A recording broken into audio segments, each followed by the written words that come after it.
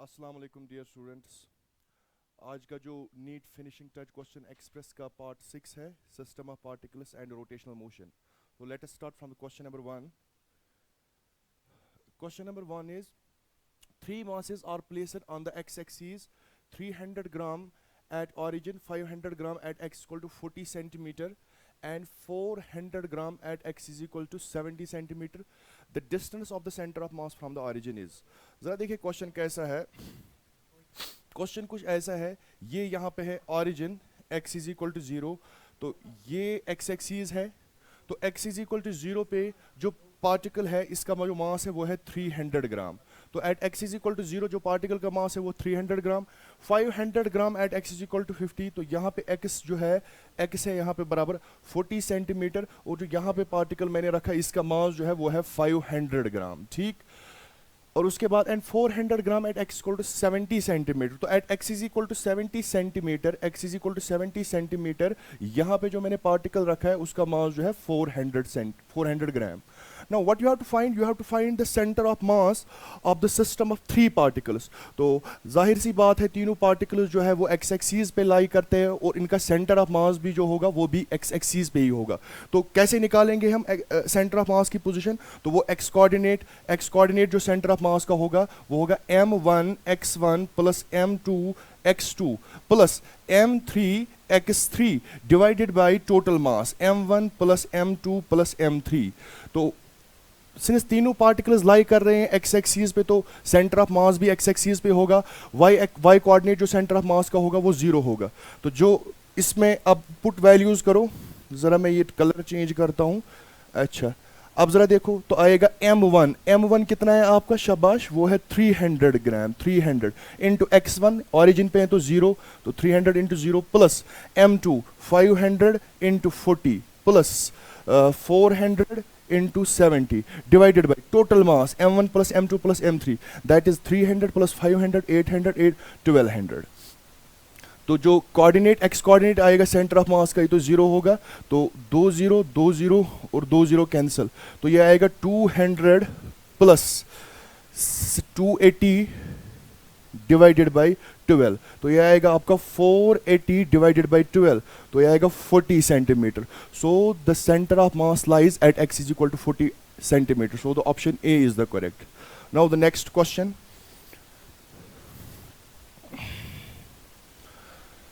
consider a system of two particles having masses m1 and m2. If the particle of mass m1 is pushed towards the center of mass of the particles through a distance d, by what distance would be the particle of mass m2 move so as to keep the center of mass of the particle at the original position? जरा देखो question कैसा है। Question कुछ इस तरह से है कि ये दो पार्टिकल्स है m1 और ये यहाँ पे दूसरा पार्टिकल है जिसका मास m2। अब जरा देखो इनका सेंटर ऑफ मास कहीं यहाँ पे लाई कर रहा है, फॉर एग्जांपल cm यहाँ पे लाई कर रहा है। अब क्वेश्चन बोल रहा है कि आपने जो ये m1 जो है इसको आपने पुश किया toward centre of mass through how much, through a distance d। तो आपको बताना है अगर सेंटर ऑफ मास को ओरिजिनल पोजीशन पे रहना है तो आप बताओ m2 को आपको कितना डिस्प्लेस करना पड़े ताकि सेंटर ऑफ मास अपनी पोजीशन पे लगे। आपको पता है जो पोजीशन वेक्टर होता है सेंटर ऑफ मास का वो होता है बराबर m1 r1 plus m2 r2 divided by m1 plus m2।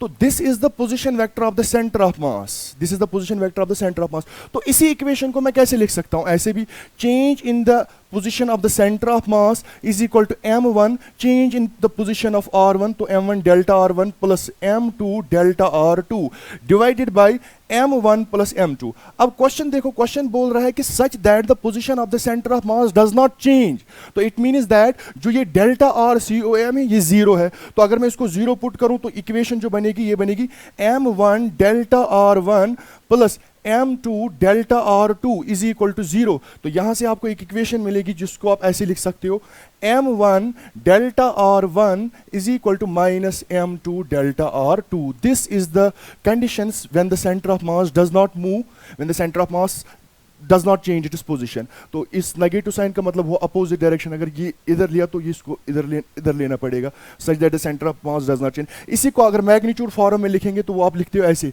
m1 x1 is equal to m2 x2। अब जरा देखो ये वाला पार्टिकल जिसका मास m1, इसको आपने शिफ्ट कितना किया towards the centre of mass d, तो मैं लिखूंगा m1d इज इक्वल टू ये वाले का शिफ्ट मैं मानता हूं फॉर एग्जांपल x, तो मैं लिखूंगा फिर m2x, और x ही आपको निकालना है, x आएगा बराबर m1d divided by m2. This is the shift in m2 such that the centre of mass does not change its position. So the option m1d divided by m2, option B is the correct. Option B is the correct option. m1d divided by m2.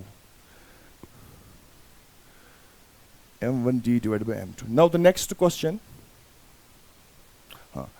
A man of 50 kg mass is standing in a gravity-free space at a height of 10 meter above the floor.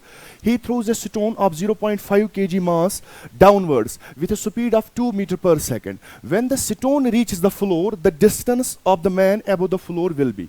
The question is like this. जरा देखो, ये ground होता है, ठीक, और इसके ऊपर जो होता है एक आदमी होता, और उसके पास स्टोन होती है 10 मीटर, यहाँ पे आप मान लो आदमी, और gravity free space means there is no force. और ये क्या करता है, इस आदमी का जो मास होता है, आदमी का मास जो है दैट इज 50 kg, और ये स्टोन को ड्रॉप करता.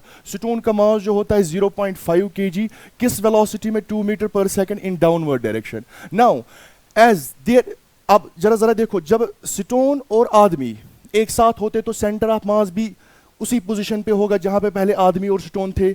अब जब ये स्टोन को डाउनवर्ड डायरेक्शन में फेंकेगा तो जाहिर सी बात है there are no external forces. If there, तो सेंटर ऑफ मास पहले रेस्ट में था, अब नेट एक्सटर्नल फोर्सेस जीरो है, तो इसका मतलब अगर सेंटर ऑफ मास पहले रेस्ट में था तो बाद में भी वो रेस्ट पे ही रहेगा. तो it means that the position of the centre of mass does not change.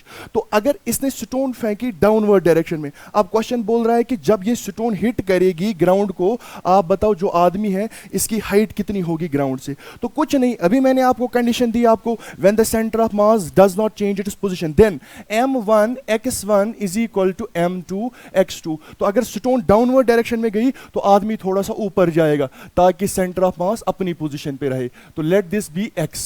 पहले मैं ये x निकालूं कि आदमी में कितना शिफ्ट होगा.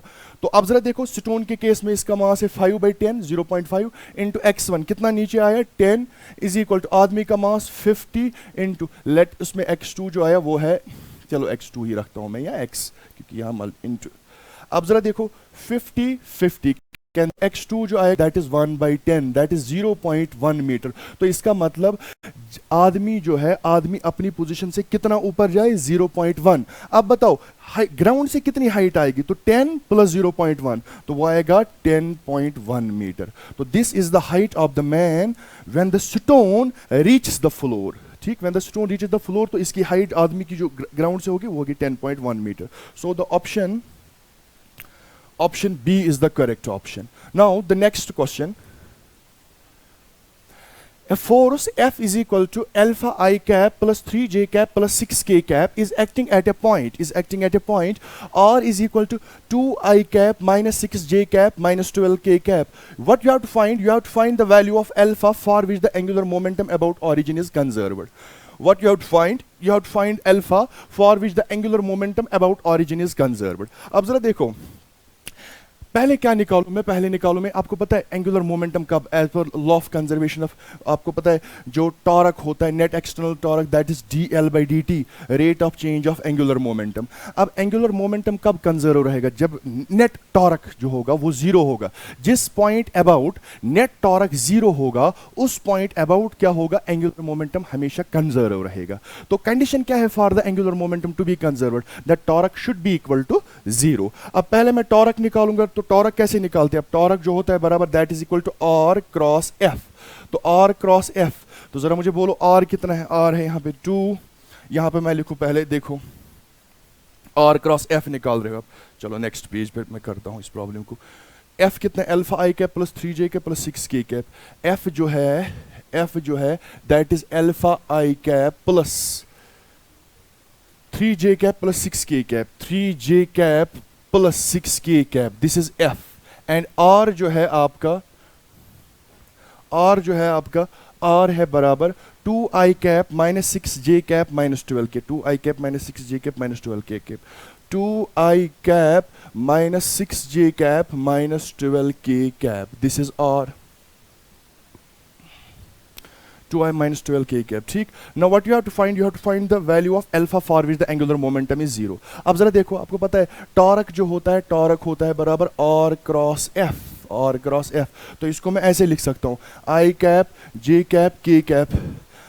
बताओ r के ये कोफिशिएंट्स क्या है, i का 2 माइनस 6 माइनस 12, f के क्या है अल्फा 3 और 6. तो इसको सॉल्व करना है आपको, तो ये आएगा, यहाँ पे मैं सॉल्व करता हूँ आई कैप.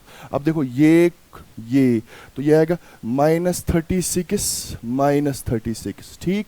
अच्छा नहीं, -36 माइनस प्लस, क्योंकि एक तो अपना माइनस है, दूसरा ये वाला प्लस 36. अच्छा अब माइनस जे कैप. अब देखो ये ऐसे 2 6 और 12 माइनस प्लस, तो प्लस 12 अल्फा. माइनस के एक तो अपना माइनस आएगा, दूसरा ये माइनस है, -12 अल्फा ठीक. अच्छा प्लस के कैप इसे ऐसे, तो आएगा 2 3 6 माइनस प्लस 6 अल्फा. ये आएगा आपका टॉर्क, और इसी को आपको इक्वेट करना है 0 के बराबर. देखो -36 प्लस 36 वो तो 0 आएगा, तो ये बनेगा आपका माइनस जे कैप 12 प्लस 12 अल्फा प्लस के कैप 6 प्लस 6 अल्फा ठीक. अगर एंगुलर मोमेंटम कब रहेगा कंजर्व, कंडीशन ये है कि टॉर्क जो है वो 0 होना चाहिए. तो टॉर्क आया हमारा इतना, तो इसको मैं इक्वेट करूं किसके साथ, 0 के साथ. तो ज़रा देखो यहाँ पे, आप देखो यहाँ पे 0 आया, तो इसका मतलब वहाँ से अगर मैं आपको बोलूँगा बताओ कोफिशिएंट कितना है जे कैप का, तो वो तो 0 है. बताओ कोफिशिएंट कितना है के कैप का, वो भी 0 है. तो आप इसको एक को कंपेयर करो, तो क्या मैं लिख सकता हूँ 12 plus 12 alpha is equal to 0. तो वो आएगा 12 alpha is equal to -12 alpha, जो आएगा बराबर -1. तो देयरफॉर एंगुलर मोमेंटम कब कंजर्व रहेगा, जब एंगुलर मोमेंटम कंजर्व रहेगा तब जो अल्फा होगा वो होगा -1. सो the option C is the correct. Option C is the correct. Now the next question. If F is the force acting on a particle having position vector r and tau be the torque of this force about the origin, then you know जो torque होता है, torque is होता है बराबर cross product of the position vector and force. Torque is equal to r cross F. तो it means that जो torque है, torque is the cross product of r and f. तो इसका मतलब जो टॉर्क है, टॉर्क इज परपेंडिकुलर, टॉर्क जो होगा, torque is perpendicular to the plane containing r and f. तो इट मीन्स दैट टॉर्क जो है, torque is perpendicular to r, torque is perpendicular to f. Torque r के भी perpendicular है, torque f के भी परपेंडिकुलर है. टॉर्क r के भी परपेंडिकुलर है, टॉर्क r के भी परपेंडिकुलर है, टॉर्क f के भी परपेंडिकुलर है. तो जब टॉर्क r के भी परपेंडिकुलर है, टॉर्क f के भी परपेंडिकुलर है, जाहिर सी बात है, तो इसका मतलब टाउ को अगर मैं डॉट करूं r के साथ वो 0 आएगा, because a dot B A B cos theta, अगर थीटा 90 डिग्री हो तो डॉट प्रोडक्ट की 0, तो टाउ r परपेंडिकुलर, तो टाउ डॉट r 0 आएगा और टाउ डॉट f भी 0 आएगा. तो सो the option tau dot or r dot tau is equal to 0 and f dot tau is equal to 0 because they are the perpendicular to each other. Now the next question. अच्छा ये देखो, the torque of the force F is equal to I cap minus 3j cap plus 4k cap. देखो 2i cap minus 3j cap, force जो है, force है 2i cap minus 3j cap plus 4k cap. This is force 2i cap minus 3j cap plus 4k cap. अच्छा position vector क्या है, 3i cap plus 2j cap. Position vector जो है 3i cap plus 2j cap, 3i cap plus 2j cap plus 3k cap plus 3k cap. Now what you have to find the torque about the origin. तो torque आपको पता है, torque होता है बराबर r cross f. तो इसको मैं ऐसे लिख सकता हूँ, मैं एक डिटर्मिनेंट बनाऊं तो यहाँ पर मैं लिखूंगा i j k, और फिर क्या करूं मैं, फिर मैं r के पहले कोफिशिएंट्स लिखूंगा, तो वो आएगा 3 2 3 ठीक. अच्छा f के, तो f का आएगा 2 माइनस 3 एंड 4 ठीक. तो ये बनेगा कुछ इस तरह. तो जो i है, i के लिए पहले मैं इसको सॉल्व करूं, तो ये रो और ये वाला कॉलम और ये रो, तो हो जाएगा ऐसे. तो इसका क्या बनेगा, 2 4 8 ठीक, माइनस, तो माइनस माइनस बनेगा प्लस 9. अच्छा फिर उसके बाद माइनस जे कैप, तो अब ये और ये ऐसे कैंसिल होगा, 3 4 12, 12 माइनस 6, तो 12 माइनस 6 ठीक, प्लस के कैप. अब के कैप के लिए तो ये और ये कैंसिल होगा, 3 3 माइनस 9. अच्छा माइनस 4, तो जो टॉरक आएगा वो आएगा 17 आई कैप माइनस 6 जे कैप माइनस माइनस प्लस, तो माइनस 13 के कैप। तो 17 आई कैप माइनस 6 जे कैप माइनस 13 के कैप, 17 आई कैप माइनस 6 जे कैप माइनस 13, 17 आई कैप माइनस 6 जे कैप माइनस 13 के cap. So the option D is the correct, because torque जो होता है, torque is the cross product of position vector and force. ठीक, torque is R cross F. Now the next question, अब देखो, a rod of weight W is supported by two parallel knife edges A and B and is in equilibrium in a horizontal position. The knives are at a distance D from each other. The center of mass of the rod is at a distance X from A. The normal reaction on A is. देखो question कैसा है, question कुछ इस तरह सा है कि ये एक रॉड है, इस रॉड की जो लेंथ है वो है L और इस रॉड का वेट जो है वो है W, रॉड का वेट जो है वो है W, और it is been supported by two parallel two knife edges, two edges. ठीक, ये एज है A, ठीक, ये एज है A और ये एज है गिवन इट इज B। अच्छा, इन दो एजेस के बीच में डिस्टेंस कितनी है? The centre separated by two parallel knife edges A and B and is in equilibrium and horizontal. The knives are at distance D from each other. ठीक, और ये इनके बीच में जो डिस्टेंस है वो है D, इन दो एजेस के बीच में जो डिस्टेंस है वो है D। उसके बाद क्या बोल रहा है, इस सेंटर ऑफ मास की, मीन्स इस वाले पॉइंट की डिस्टेंस जो है A से वो गिवन है कि दिस इज X। तो जाहिर सी बात है, अगर यहाँ से लेके यहाँ तक X होगा तो यहाँ से लेके यहाँ तक होगा D minus X। Now what you have to find, you have to find the normal reaction at A। तो देखो, ये वाला सपोर्ट यहाँ पे नॉर्मल रिएक्शन प्रोवाइड करेगा ऐसे NA, तो ये वाला सपोर्ट भी यहाँ पे नॉर्मल रिएक्शन प्रोवाइड करेगा NB। अब आपको क्या निकालना है, आपको निकालना है नॉर्मल रिएक्शन एट A। अब जरा देखो, रॉड जो है, रॉड इक्विलिब्रियम में है, तो देखो इक्विलिब्रियम के लिए कंडीशंस है, एक तो नेट फोर्स भी जीरो होना चाहिए और नेट टॉरक भी जीरो होना चाहिए। This is the condition for the equilibrium, net force भी जीरो और नेट टॉरक भी जीरो होना चाहिए। तो जरा देखो, जब अगर रॉड इक्विलिब्रियम में है तो पहली कंडीशन मैं लिख सकता हूं Na plus NB is equal to W। क्यों? बिकॉज नेट फोर्स जीरो होना चाहिए, तो it is possible only when upward forces equal to downward forces, तो Na plus NB is equal to W। अब रॉड इक्विलिब्रियम में है तो इसका मतलब टॉरक भी जो रॉड पे हो वो भी क्या होना चाहिए? जीरो। सर लेकिन टॉरक तो डिफाइन होता है about point, about point. Sir torque about which point zero होगा? याद रखना एक बात, जब भी किसी सिस्टम पे या किसी ऑब्जेक्ट पे नेट फोर्स जीरो होगा, नेट फोर्स क्या होगा? जीरो। याद रखना, then torque about each and every point is same, then torque about each and every point is same. कोई भी पॉइंट ले लो, अगर रॉड पे नेट फोर्स जीरो होगा, अगर रॉड पे नेट फोर्स जीरो होगा, तब आप कोई भी पॉइंट ले लो जो उस पॉइंट के अबाउट टॉरक होगा रॉड पे, वही उसके लिए हर किसी पॉइंट के लिए होगा। तो नाउ जरा देखो इधर, तो अब देखो इसको बहुत अब मैं आपको ये प्रूव करके दूंगा कि torque about each and every point is same. जरा देखो, पहली condition Na plus NB is equal to W, ये तो इसके लिए है, ट्रांसलेशनल इक्विलिब्रियम के लिए। तो अगर अब रोटेशनल इक्विलिब्रियम भी है तो टॉरक नेट भी क्या होना चाहिए? वो होना चाहिए जीरो। अब जरा देखो, कोई पॉइंट चूज, कोई भी पॉइंट चूज कर लो। पहले जरा देखो, पहले आप ऐसे भी करेंगे, मुझे निकालना है Na निकालना है, मैं टॉरक निकालूंगा अबाउट NB। क्यों टॉरक? अगर मैं क्योंकि अगर मैं 10B के अबाउट निकालूंगा तो NB का भी जीरो ही आएगा, बिकॉज जब आपने पॉइंट B ही लिया, जो NB है, NB is passing through the point B। If आपको पता है, when a force passes through a point, the torque about that point is always equal to zero, the torque about that point is always equal to zero. जरा देखो, मैं लिखूंगा torque about point B is equal to zero, तो NB का तो zero आएगा, बचेगा कौन? W। तो इसका टॉरक कितना होगा? जरा देखो, W का जो टॉरक होगा वो होगा W फोर्स, और यहां से कितनी डिस्टेंस R कितनी है? D minus X।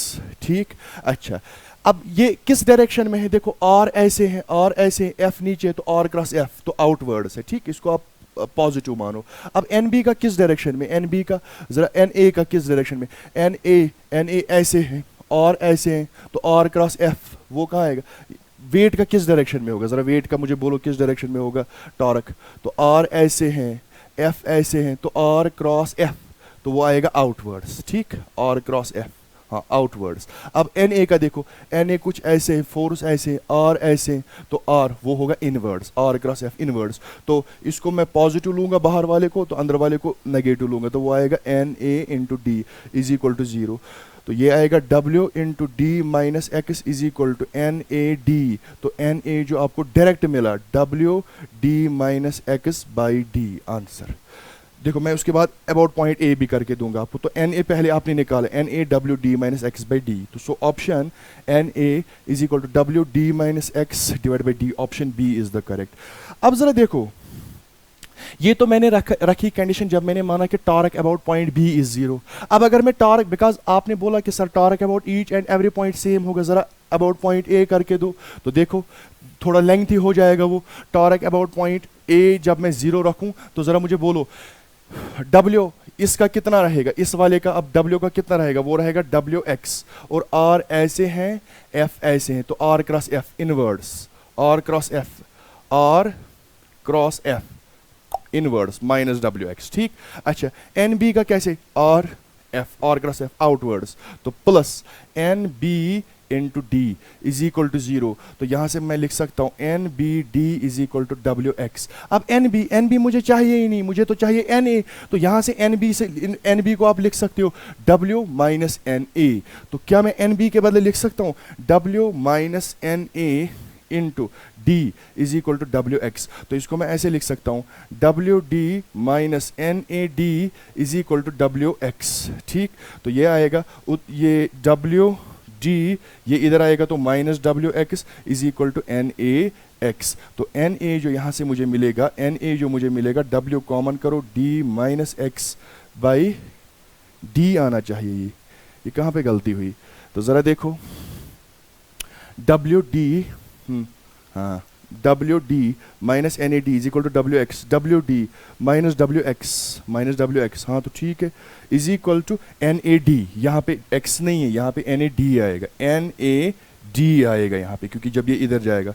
तो अब देखो आंसर क्या मिलेगा मुझे, तो ये आएगा डब्ल्यू डी, हाँ तो एन ए ही तो मुझे चाहिए, एन ए आएगा बराबर डब्ल्यू को कॉमन करो into D minus x divided by D. देखो यहाँ से भी एन ए वही आया, W D minus X divide by D. आप इसको भी आप इस अबाउट भी आप टॉर्क लिख सकते हो, उसको इक्वेट करो जीरो, तो वहां से भी एन ए यही आएगा। Now the next question.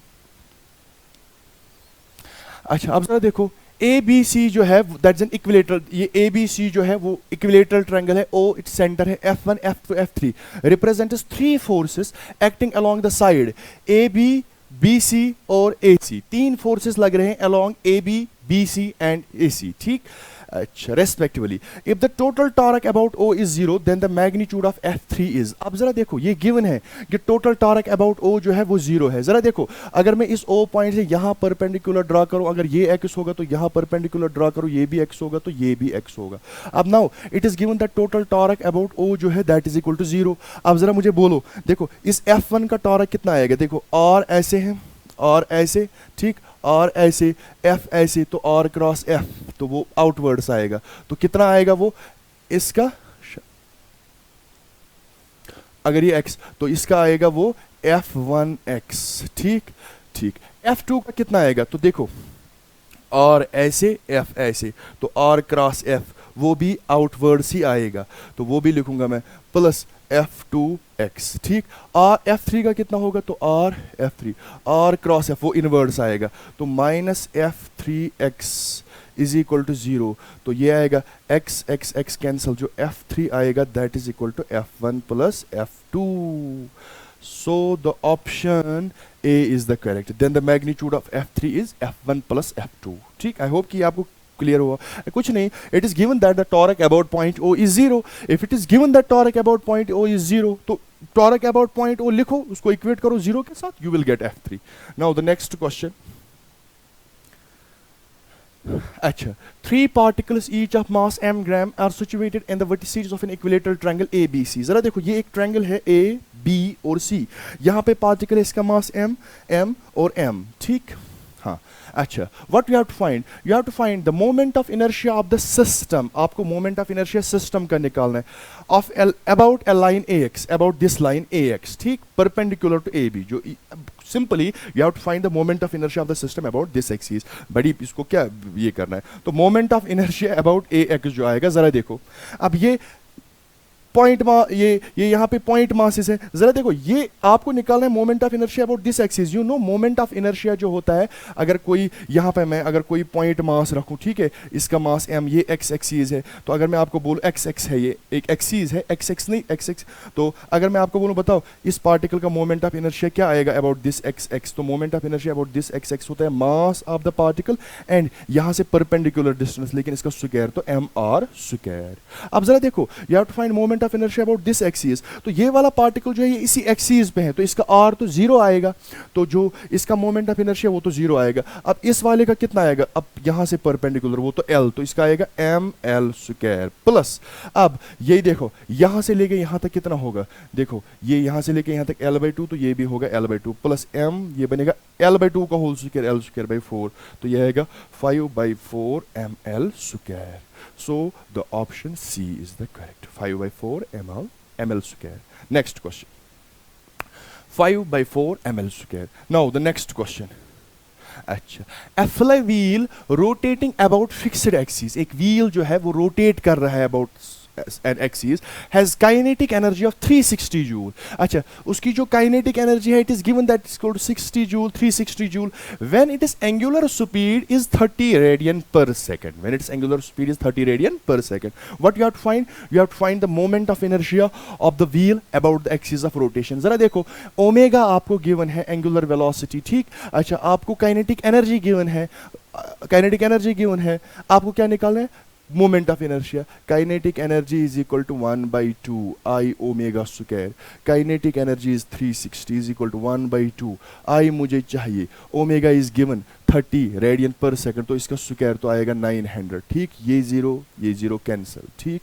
अच्छा, 18 2s are 18 5s are, ठीक।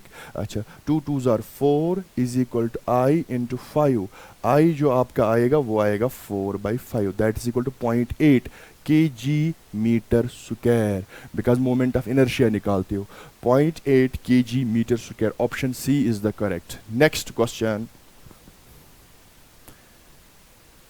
अच्छा, a ring of mass m, एक रिंग है, इस रिंग का जो मास है वो है m, रिंग का मास कितना है m, रिंग का मास जो है, एक रिंग है इसका मास जो है वो है m, रिंग का मास m है, एंड रेडियस r, रेडियस है इसकी r, ठीक। Rotates about an axis passing through its centre and perpendicular to its plane with angular velocity omega. ये रिंग जो है it rotates with an angular velocity omega, this ring rotates with an angular velocity omega. Now what you have to find, अच्छा, with an angular velocity omega, about which axis it is rotating, it is rotating about this axis, it is rotating about this axis that is passing through the center and perpendicular to the plane of the ring. Now what you have to find, you have to find the kinetic energy. अरे भाई, kinetic energy is equal to 1/2 I omega square, तो मैं लिखूंगा 1/2 I, since the ring is rotating about an axis passing through center and perpendicular to its plane, तो ring का moment of inertia about this axis होता है mr square, तो ये आएगा mr square omega square, this is the kinetic energy, 1/2 mr square omega square. Option A is the correct, 1/2 mr square omega square. Now the next question, अच्छा, 4 identical thin rods, ठीक। अब question देखो, 4 identical thin rods each of mass m, 4 thin identical rods है हमारे पास, हर किसी का मास जो है m है एंड लेंथ l है, लेंथ कितनी है l, फॉर्म है स्क्वायर फ्रेम, और ये क्या बनाते हैं, स्क्वायर फ्रेम ऐसे, ठीक। अच्छा, moment of inertia of this frame, of what you have to find, you have to find the moment of inertia of this frame, moment of inertia of this frame about an axis through the, जो pass कर रही है centre of the square से and perpendicular to its plane. जरा देखो, आसान question है ये, आप मानो ये 4 रॉड्स है in the form of square, हर किसी का मास जो है m और लेंथ l है, ठीक। नाउ इसका भी mass m l m s m l m l, ठीक। Now what you have to find, you have to find the moment of inertia of this square plate about an axis, जो centre से pass हो रहा है, about an axis that is passing through the center and perpendicular to the plane of the square, means ऐसे, ये वाली axis से आपको मोमेंट ऑफ इनर्शिया निकालना है, एक्सिस ऐसे है, ये है एक्सिस, ठीक। तो अब मैं क्या करूं, जरा देखो क्या करूं, कुछ नहीं करना इसमें, देखो, you have to find the moment of inertia about this axis, ये वाली एक्सिस है, ठीक। तो मैं क्या करूं, देखो, पहले मैं क्या करूं, मैं एक रॉड का निकालूंगा, एक रॉड का मोमेंट ऑफ इनर्शिया निकालूंगा about this axis, this axis. चलो मैं इस रॉड का निकालता हूं, इस वाली रॉड का। जरा देखो, अगर मैं बोलूं what is the moment of inertia of rod 1 about this axis, तो कैसे निकालेंगे? पैरेलल एक्सिस थ्योरम यूज करो आप। Moment of inertia about this axis is equal to moment of inertia of this rod about this axis, about this axis, about this axis, वो आपको पता है ml square by 12 plus mass of this rod और इनके बीच में जो distance है l बाई 2। तो देख मोमेंट अबाउट दिस एक्सिस क्या आएगा, इस वाले का मोमेंट ऑफ इनर्शिया अबाउट एक क्या आएगा, वो आएगा। जरा देखो, moment of inertia about this axis is equal to moment of inertia about this axis, that is ml square by 12। Yes sir, ml square by 12 plus mass of the rod that is m, और इन दो axis के बीच में distance that is l by 2, तो वो आएगा l square by 4। ठीक, हाँ यही तो बनेगा सर। ये एक का है, तो 4 का आपको ऐसे ही ये है, ये है, ये कुछ नहीं करना है। मोमेंट ऑफ इनर्शिया आपको पता है आपके लेवल में, इसको स्केलर ट्रीट करते, इसको 4 से मल्टीप्लाई करो। तो पहले ये निकालो, अब ये कितना आएगा, तो ये आएगा I1 जो आएगा आपका, ये आएगा 12 ml square plus 4 ml square, that is 16 ml square divided by 48, तो ये आएगा ml स्क्वायर बाय 3। बट ये मोमेंट ऑफ इनर्शिया एक रॉड का है अबाउट दिस एक्सिस, लेकिन ऐसी तो 4 रॉड से, देयरफॉर जो टोटल मोमेंट ऑफ इनर्शिया आएगा I, वो आएगा 4 times ml square by 3। So the option D is the correct, 4 by 3 ml square, 4 by 3 ml square. Now the next question, 4 by 3 ml square. ठीक, next question. अच्छा, a thin rod of length L and mass M is bent at its midpoint in two hollows so that the angle between them is 90 degree. The moment of inertia of the bent rod about an axis passing through the bending point and perpendicular to the plane defined by the two hollows of the rod is, देखो वो simple है, देखिए ये अगर rod है ऐसे, ठीक, इसकी जो लेंथ है यूनिफॉर्म रॉड है, इसकी लेंथ जो है L, मास जो है इसका M। तो अगर मैं आपको बोलूं बता moment of inertia about this axis, ऐसे what is the moment of inertia of the rod about this axis, that you know, class में हम बहुत इस पे चर्चे करते हैं, ठीक है। You know moment of inertia of the rod about this axis is ml square by 12, ml square by 12। लेकिन क्वेश्चन ये नहीं बोल रहा है, क्वेश्चन बोल रहा है कि मैंने इस रॉड को, देखो जब मैं मोमेंट ऑफ इनर्शिया इस रॉड का निकल रहा था, एक सेकेंड मैं कलर को चेंज करता हूं, हाँ, जब मैं मोमेंट ऑफ इनर्शिया इस रॉड का निकाल रहा हूं अबाउट दिस पॉइंट, तो जरा देखो रॉड कैसी, यहां से जितना, क्योंकि यूनिफॉर्म रॉड है तो यहां से लेके यहां तक L बाई 2, यहां से लेके यहां तक L बाई 2, यहां से लेके यहां तक M बाई 2, यहां से लेके यहां तक M बाई 2, तो मोमेंट ऑफ इनर्शिया जो आया वो है ml स्क्वायर बाई 12। अब क्वेश्चन बोल रहा है इसी पॉइंट पे आपने इस रॉड को क्या किया, इसको आपने बेंड किया। बेंड मीन्स एक ऐसे है, इसको ये जो ये वाला है, ये वाला जो है ना, ये वाला इसको आपने ऐसे बेंड किया। तो इसका मतलब अगर ये L बाई 2 है तो ये बाई L बाई 2, आपको मोमेंट ऑफ इनर्शिया बताना है, बताओ अबाउट दिस पॉइंट, यही क्वेश्चन है। अरे भाई देखो, पहले जो थी, पहले इस एक्सिस के इस साइड m बाई 2 था, L बाई 2, इस side m by 2, L by 2। अब देखो मोमेंट ऑफ इनर्शिया जो है that is a scalar quantity that only depends upon the mass as well as the distribution of mass from the axis. अब जरा देखो, अब अगर मैं moment of inertia about this axis निकालूं, इस साइड भी m बाई 2 L बाई 2 है, इस साइड भी m बाई 2 L बाई 2, तो मोमेंट ऑफ इनर्शिया तो सेम रहेगा ml स्क्वायर बाई 12, तो मोमेंट ऑफ इनर्शिया सेम रहेगा ml स्क्वायर बाई 12। ठीक, कुछ बच्चे बोलेंगे नहीं सर हमें प्रूव करके तो, अरे भाई देखो moment of inertia about this axis, इसका मास कितना है m by 2, length L by 2, इसका मास m बाई, आपको पता है moment of inertia of the rod about an axis passing through one end and perpendicular to the rod is ml square by 3। तो about this axis जो आएगा, तो फिर तो ये दो रॉड्स बनेंगे, एक मैं 2 टाइम्स लिखूंगा, हर किसी का मास कितना है m बाई 2, L कितना है, लेंथ कितना है L बाई 2, L बाई 2 का whole square, sorry square into 1 by 3 because ml square by 3, तो ये आएगा 2 कैंसिल, तो आएगा ml square by 4 into 1 by 3, तो वही आया ml square by 12। So the option D is the correct. Next question.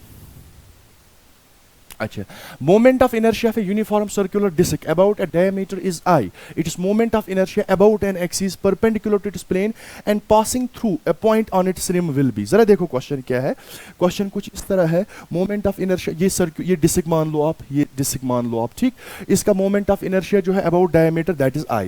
अच्छा, आप मुझे बोल सकते हो कि ये I है, diameter about diameter is I, इसका मास कितना है, moment of uniform, it is moment of inertia about an axis perpendicular, हाँ ठीक। देखो ये मान लो आप, चलो नेक्स्ट क्वेश्चन, नेक्स्ट इस पे करते हैं इसको। देखो ये मान लो आप ये डिस्क है ऐसे, moment of inertia of the इस डिस्क का मान लो आप मास m रेडियस r, ठीक।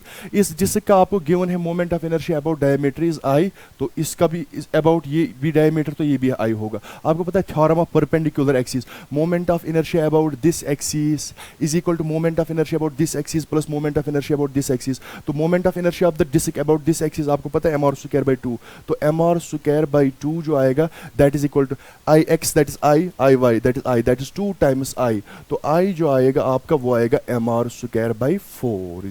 This is the moment of inertia of the disc about diameter.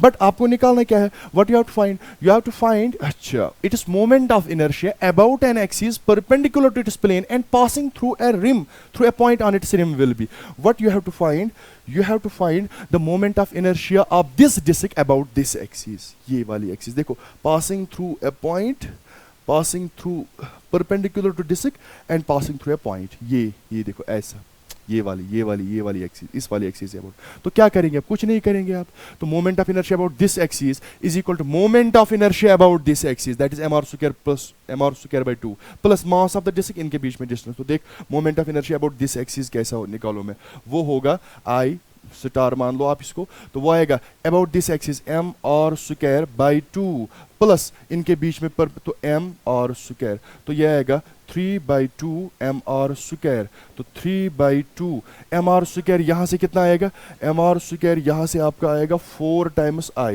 तो यहाँ मल्टीप्लाई करो आप 4i, तो 2 1 ज़ा 2 2 ज़ा, तो आएगा 6i is the answer. So the next question is, so the correct option is 6i, option C 6i। now the next question, अच्छा ये देखो a rod P Q of mass m, एक रॉड है पी क्यू, इस rod का जो मास है वो है m एंड लेंथ जो है इसकी वो है l, is hinged at end p, यहाँ पे ये हिंज्ड है, हिंज्ड का मतलब हुआ बंद है यहाँ पे, ठीक, फिक्स्ड है, ये हिंज्ड है यहाँ पर एट पॉइंट p। उसके बाद क्या बोल रहे हैं, the rod is kept horizontal by a massless string, इस रॉड को हमने हॉरिजॉन्टल रखा हुआ by means of this string, ठीक, अच्छा टाइड टू पॉइंट q, अच्छा as shown in figure, when string is cut the initial angular acceleration of the rod. तो उसके बाद क्या बोल रहे हैं कि आपने स्ट्रिंग को कट किया, जब आप स्ट्रिंग को कट किया तो यहाँ पे ये फिक्स्ड है, तो रॉड कुछ ऐसे रोटेट ऐसे नीचे आएगी ऐसे, ठीक है ना। Now what you have to find the initial angular acceleration of the rod, जब ये ऐसे नीचे आएगी, कुछ नहीं, देखो इसका मास m है, तो उसके सेंटर ऑफ मास पे जो यहाँ पे फोर्स होगा वो होगा mg, ठीक। अब आपको पता है टॉर्क जो होता है बराबर, टॉर्क होता है आपको बराबर जैसे फोर्स होता है मास इनटू एक्सेलरेशन, टॉर्क होता है बराबर moment of inertia into angular acceleration, तो एंगुलर एक्सेलरेशन ही निकालना है। तो टॉर्क देखो, अब रॉड रोटेट कर रही है अबाउट दिस पॉइंट, रॉड जो रोटेट हो रही है वो रोटेट हो रही है अबाउट दिस पॉइंट, तो आप टॉर्क लिखोगे इसी पॉइंट अबाउट। जरा मुझे बोलो what is the torque about point P, आपको पता है torque is R cross F, ठीक, R क्रॉस F। अब टॉर्क आपको पॉइंट अबाउट पॉइंट P निकालना है, जरा मुझे बोलो टॉर्क कौन प्रोड्यूस कर सकता है यहाँ पे, कौन क्रिएट कर सकता है, खाली mg, तो mg और l, तो टॉर्क कितना आएगा अबाउट पॉइंट P, वो आएगा mg into L by 2 is equal to moment of inertia. याद रखना जिस पॉइंट अबाउट आप टॉर्क लिख रहे हो ना, उसी पॉइंट अबाउट आपको मोमेंट ऑफ इनर्शिया भी लिखना है, तो about this axis, because rod is rotating about this axis, तो moment of inertia of this rod about an axis passing through one end perpendicular, that is ml square by 3 into alpha, m and m गया, l and l गया, alpha जो आएगा that is 3g, ये 2l। This is the initial angular acceleration, 3g by 2l is the correct option. Now the next question. अच्छा, a wheel having moment of inertia 2 kg meter square, wheel का जो moment of inertia है that is given that is 2 kg meter square. This is the moment of inertia of the wheel about its vertical axis, ठीक, rotates at the rate of 60 revolution per minute, 60 rpm, 60 rpm। तो what does this rpm mean? rpm means revolutions per minute, ठीक, तो पर minute में, एक minute में कितने revolutions करता है 60, तो अगर मैं बोलूं पर सेकंड में कितना करेगा, पर सेकंड में देखो पर सेकंड में ये करेगा ना 60 revolutions पर मिनट करता है, तो अगर पर सेकंड में निकालना है इसको डिवाइड 60 करो तो rps बनेगा आपको, तो दैट इज 1 rps। तो इसका मतलब एक सेकंड में ये कितने रेवोल्यूशंस कंप्लीट करता है, एक ही रेवोल्यूशन, और इसी को तो आप फ्रीक्वेंसी बोलते हो, आप frequency is basically the number of revolutions made by a particle in 1 second. तो बेसिकली जो ये 1 आरपीएस आया, ये आपकी आई फ्रीक्वेंसी, फ्रीक्वेंसी इज 1 आरपीएस, ठीक। लेकिन अब अगर ओमेगा मुझे निकालना होगा तो ओमेगा होगा 2 पाई एफ, तो 2 pi F is r 1 RPS, तो omega is 2 pi radian per second, ठीक। This is omega. अच्छा, at the rate of this, तो यहां से आप निकाल सकते हो omega. About this, the torque which can stop the wheel's rotation in 1 minute would be. आपको बताना, बताओ कितना टॉर्क इस व्हील को लगे ताकि स्टॉप हो जाए 1 मिनट में। अब जरा देखो, जब व्हील स्टॉप होगा फाइनली 1 मिनट के बाद, तो फाइनल, अब मैं इक्वेशन लगाऊंगा, first equation of motion, first equation of motion, ठीक। Final angular velocity is equal to 0 is equal to initial angular velocity is 2 pi. अब सिंस ये स्टॉप हो रहा है, तो इसका मतलब जो एंगुलर एक्सेलरेशन होगी वो रिटार्डेशन मान होगी, तो माइनस अल्फा इनटू टी जो है 1 मिनट है तो वो 60 सेकंड, तो यहाँ से आपको अल्फा मिलेगा। तो ये आएगा अल्फा जो आएगा आपका डायरेक्ट, आप देखना 2 पाई बाई 60, तो वो आएगा पाई बाई 13। अब यहाँ पे क्या करते, पद ये योर तारन अद करन माइनस माइनस कैंसल, अद पद लेखन अल्फा तीस कालो जमान खबर को अल्फा इज पाई बाई 13, ठीक। Now what you have to find, you have to find the torque. Torque you know, torque is I into alpha. I आपका गिवन है 2, अल्फा आपको मिला पाई बाई 13, तो आएगा pi by 15 newton metre, pi by 15 newton metre. Option C is the correct, because torque is R F, R is metre, F is force, तो newton metre. Next question. अच्छा, अब देखो, a thin circular ring of mass m and radius r is rotating about its axis with constant angular velocity omega. With constant angular velocity omega. With constant angular velocity omega. Two objects each of mass m are attached gently to the opposite ends of a diameter of the ring. The ring now rotates with an angular velocity given. देखो ये ring है, इस ring की radius जो है r है, मास है इसका m, तो पहले ये रोटेट होती है विथ एंगुलर वेलोसिटी ओमेगा, ठीक। पहले ये रोटेट हो रही थी about with angular velocity omega about this axis, ये अबाउट दिस एक्सिस। अब उसके बाद क्या बोल रहा है, उसके बाद बोल रहा है कि आपने 2 पार्टिकल्स को रखा, एक मास m है, दूसरा मास m है, डायमेट्रिकली अपोजिट, ठीक, यहाँ पे। तो आप मुझे बताओ, अब जब आपने 2 पार्टिकल्स को रखा, एक यहाँ पे एक यहाँ पे, लेकिन आपने इनको जेंटली प्लेस किया। जेंटली प्लेस का मतलब हुआ कि जो एंगुलर मोमेंटम है दैट रिमेन्स कंजर्व्ड, तो बिकॉज टॉर्क 0 है इस केस में, ठीक है ना, टॉर्क 0 है इस केस में, यही मतलब हुआ कि इट प्लेस जेंटली, ठीक। तो now what you have to find, अब जब आपने 2 पार्टिकल्स को इस पे रखा, ठीक, m और m को 2 पार्टिकल्स को आपने रखा, बोल रहा है कि बताओ नई एंगुलर वेलोसिटी क्या होगी आप सिस्टम की, let that be omega dash. You know यहाँ पे जो है एंगुलर मोमेंटम कंजर्व रहेगा because you have placed the 2 particles gently on the ring. तो जब एंगुलर मोमेंटम कंजर्व रहेगा, you know angular momentum is equal to I omega, तो इसका मतलब क्या हुआ, इसका मतलब हुआ I1 omega 1 is equal to I2 omega 2। अब I1 बताओ, जब आपने 2 पार्टिकल्स थे ही नहीं, तब खाली रिंग रोटेट कर रही थी अबाउट दिस एक्सिस, तो रिंग का मोमेंट ऑफ इनर्शिया कितना आएगा, m r स्क्वायर ओमेगा 1, तब इसकी एंगुलर वेलोसिटी क्या थी, ओमेगा। अब क्या है, जब आपने 2 पार्टिकल्स को इसके ऊपर रखा, अब अगर मैं आपको बोलूं what is the total moment of inertia about this axis, एक तो रिंग का आएगा, दूसरा पार्टिकल्स का आएगा, तो वो आएगा m r स्क्वायर प्लस, देखो इस वाले पार्टिकल का क्या आएगा about this axis, M R square, इसका क्या आएगा एम आर स्क्वायर, तो आएगा twice M R square. Let the new angular velocity be omega dash. देखो आर स्क्वायर गया, तो ओमेगा डैश जो आएगा ना, वो आएगा M omega divided by M plus 2m। Answer M omega divided by M plus 2m, option D is the correct. और याद रखना, एक मैं आपको इस केस में बोलता हूं, अगर रिंग के केस में होगा ना, फॉर रिंग अगर आपने n पार्टिकल्स रखे, तो बोला जाएगा बताओ नई एंगुलर वेलोसिटी क्या आएगी। इसके लिए मैं फॉर्मूला देता हूं, तो जो नई एंगुलर वेलोसिटी ओमेगा डैश बनता है वो हमेशा बनता है m omega divided by m plus nm, याद रखना, where n is the number of particles placed on the periphery of the ring, ठीक। अच्छा, यहाँ पे मैंने 2 पार्टिकल्स रखे तो आया था m प्लस 2m, तो m प्लस 2m। अगर 4 मैंने रखे होते तो m प्लस 4m, याद रखना, आगे जाके मैं यूज करूंगा। Next question. अच्छा, around disc of moment of inertia I2, देखो एक डिस्क है, इस डिस्क का मोमेंट ऑफ इनर्शिया I2 है, about it is axis perpendicular to its plane, ठीक।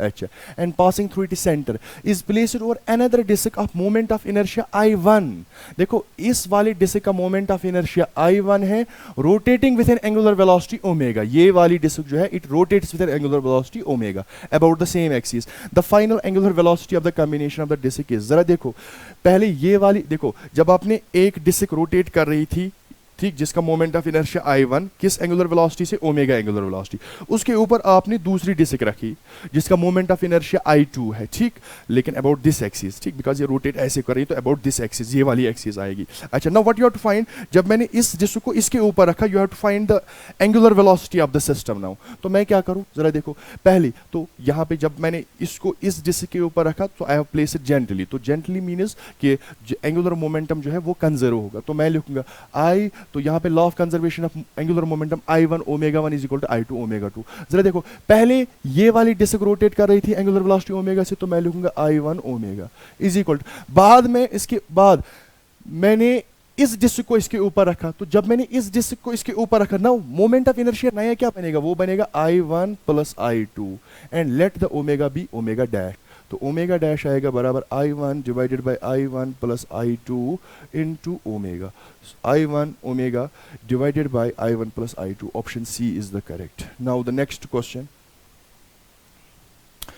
a thin circular ring of mass m and radius r is rotating about its axis with a constant angular velocity for objects, देखो ये question बिल्कुल मैंने इससे पहले भी कराया और मैंने वहां पे बोला भी कि रिंग के केस में जो फॉर्मूला होती है, जनरल फॉर्मूला, वो होती है ओमेगा डैश जो होता है वो होता है m omega divided by m plus N M, लेकिन यहाँ पे n नंबर ऑफ पार्टिकल्स, तो यहाँ पे मैंने 4 पार्टिकल्स रखे, तो वो आएगा 4m, तो कौन सा आंसर आएगा, m omega divide by m plus 4m, ठीक, ये है आंसर। और अगर डिस्क होती ना तो वो होता है m omega divide by m plus 2nm, disc के केस में होता है 2n, रिंग के केस में होता है n। अच्छा, अब देखो the ratio of the acceleration for a solid sphere of mass m and radius r, solid sphere है, इस सॉलिड स्फीयर का जो मास है वो है m और रेडियस है इसकी r, rolling down an incline of angle theta without slipping, without slipping का मतलब हुआ कि प्योर रोलिंग है, विदाउट स्लिपिंग, ठीक, प्योर रोलिंग है, and slipping down, slipping down, पहले जब देखो जब विदाउट स्लिपिंग होगा तो इसका मतलब हुआ प्योर रोलिंग है, प्योर रोलिंग है सॉलिड स्फीयर की इंक्लाइंड प्लेन पे, जब प्योर रोलिंग होगी तो एक्सेलरेशन उस केस में होती है बराबर g sin theta divided by 1 plus i by M R square, ठीक। अच्छा, अब मुझे बोलो इसको मैं ऐसे लिख सकता हूँ g sin theta divided by 1 plus i कितना होता है सॉलिड स्फीयर का 2/5 M R square, M R square cancel होगा तो 2/5, तो ये आएगा आपका g sin theta divided by 7/5, तो 5 जाएगा ऊपर 5/7 g sin थीटा, ठीक, ये होगा जब विदाउट स्लिपिंग होगी, without slipping, pure rolling. And slipping down, slipping का मतलब हुआ कि नो रोलिंग है ही नहीं, तो जब रोलिंग नहीं होगी विदाउट, ये होगा रोलिंग, रोलिंग के केस में, तो जब रोलिंग नहीं होगा तो स्लिप जब होगा तो वो तब जो एक्सेलरेशन होगी स्फीयर की वो होगी g sin थीटा, सिंपली आपने लॉज ऑफ मोशन में पढ़ा होता है, व्हेन इट स्लिप्स तो g sin थीटा, जब रोल करेगा g sin theta divided by 1 plus i by M R square, आपको इन्हीं का रेशियो निकालना है, तो जरा मुझे बोलो दिस डिवाइडेड बाय दिस निकालना है आपको, तो ये आएगा 5/7, ये जब आप रेशियो निकालोगे this divided by this g sin theta gets cancel, it is 5/7, तो 5:7 इज द आंसर, कौन सा option, A option A is the correct. Next question, अच्छा, a small object of uniform density rolls up a curved surface with an initial velocity v, it reaches up to a maximum height of 3v square by 4g, ठीक, एक object जो है वो role कर रहा है, ठीक, रोल कर रहा है किस वेलोसिटी से, इनिशियल वेलोसिटी v से, और कहाँ पहुंचता है, up to which height, 3v square by 4g, इस हाइट तक जाता है with respect to the initial position, the object is, आपको बताना, बताओ ऑब्जेक्ट कौन सा है। देखो अब इसको कैसे करेंगे हम, सुनो, जब ऑब्जेक्ट रोल करेगा ना, जब ऑब्जेक्ट रोल करता है, एक तो फॉरवर्ड डायरेक्शन में और दूसरा रोल भी करता है, तो इसके पास दो एनर्जीज होती है, एक तो ट्रांसलेशनल काइनेटिक एनर्जी होता है और दूसरा रोटेशनल काइनेटिक एनर्जी होता है, तो ट्रांसलेशनल काइनेटिक एनर्जी जो होगी 1/2 mv स्क्वायर, रोटेशनल जो होगी 1/2 i ओमेगा स्क्वायर, बाद में जाके ये किसी, अब पहले ये हॉरिजॉन्टल सरफेस पे रोल कर रहा था, बाद में चढ़ाई पे चढ़ा। अब बोल रहा है कि it reaches up to a maximum height of h is equal to 3v square by 4g। तो इसका मतलब हुआ जब ये इस हाइट पे गया तो ये स्टॉप हो गया। स्टॉप होने का मतलब हुआ कि जो भी इसकी टोटल काइनेटिक एनर्जी थी ये सारी की सारी किस में चली जाएगी, पोटेंशियल एनर्जी में। तो मैं लिखूंगा mg, h कितना है 3v स्क्वायर बाई 4g, यही है हाइट के कुछ और है 3v स्क्वायर बाई 4g। हाँ, और आपको बताना, बताओ ये ऑब्जेक्ट कौन सा है, जरा देखो क्या करेंगे हम। इसको मैं लिख सकता हूं 1/2 mv square, 1/2 mv square plus 1/2 I basically मुझे आई ही चाहिए, आई से ही मुझे पता चले कि ऑब्जेक्ट कौन है। ओमेगा, आपको पता है जब ऑब्जेक्ट प्योर रोलिंग के लिए कंडीशन होती है v is equal to R omega, या मैं ओमेगा को लिख सकता हूँ v बाई आर। तो ये आएगा v square by R square is equal to M G into 3v square by 4g। देखो v square and v square gets cancel, g and g gets cancel, तो बचेगा क्या, बचेगा m/2 plus i by 2 r square is equal to 3m/4। तो i/2 r square जो आएगा, i by, या ऐसे मैं लिख सकता हूँ इसको, देखो चलो मैं वैसे ही लिखता हूँ i/2 r square is equal to 3m/4 minus m/2। ठीक, अच्छा इसको मैं रब करता हूँ यहाँ पे और यहाँ आए हम, जरा देखो क्या बनेगा। ये बनेगा i/2 r square is equal to, तो इसको करो क्रॉस मल्टीप्लिकेशन, तो बनेगा 6m minus 4m divided by 8। तो 2 1 जार 2 4 जार, तो i/r स्क्वायर जो आपका आया 6m minus 4m that is 2m/4, तो आएगा m/2। i जो आएगा आपका m/2 r स्क्वायर। बताओ किस ऑब्जेक्ट का मोमेंट ऑफ इनर्शिया, जब वो ऑब्जेक्ट रोल करता है, किस ऑब्जेक्ट का moment of inertia m/2 r square होता है। जरा देखो, रिंग जब रोल करेगी तो वो तो ऐसे रोल करेगी, तो वो रोटेट होगी अबाउट दिस एक्सिस, तो उसका moment of inertia mr square.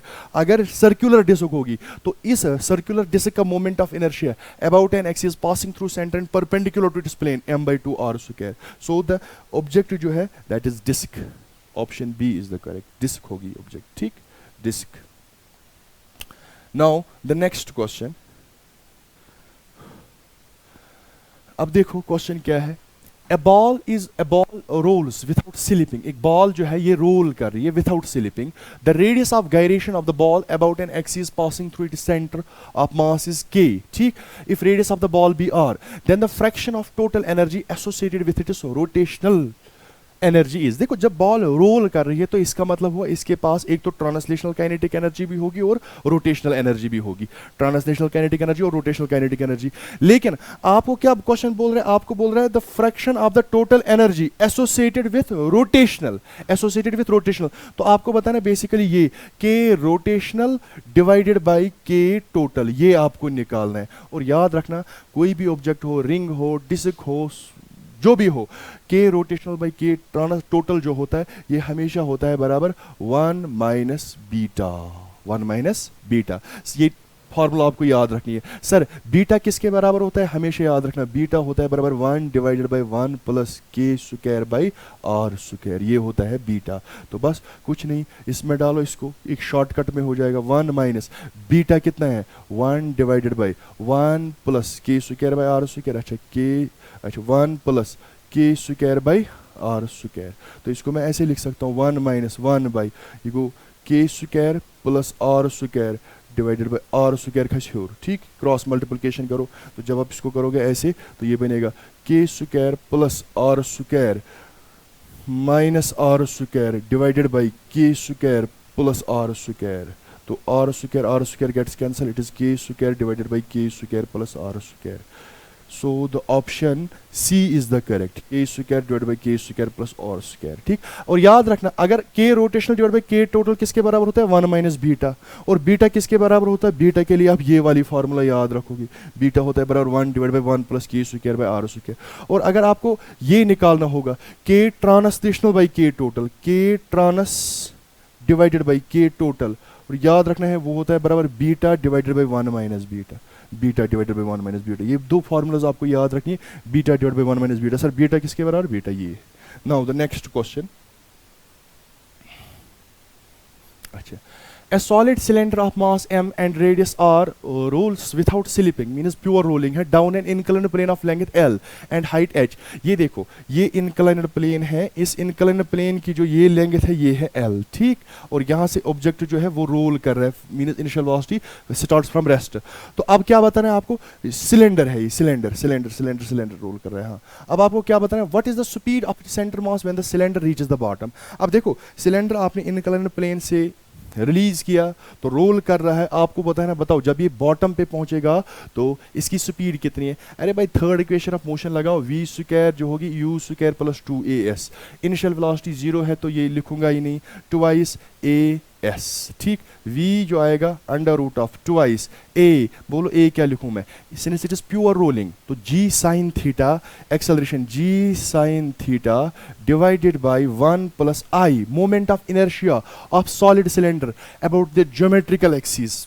ऐसे रोल करेगा ना, ऐसे ऐसे रोल करेगा ये 1/2 mr स्क्वायर, तो 1/2 mr i 1 plus i by mr square, तो वो आएगा आपका 1/2 s जो है आपका l, ठीक है, l है।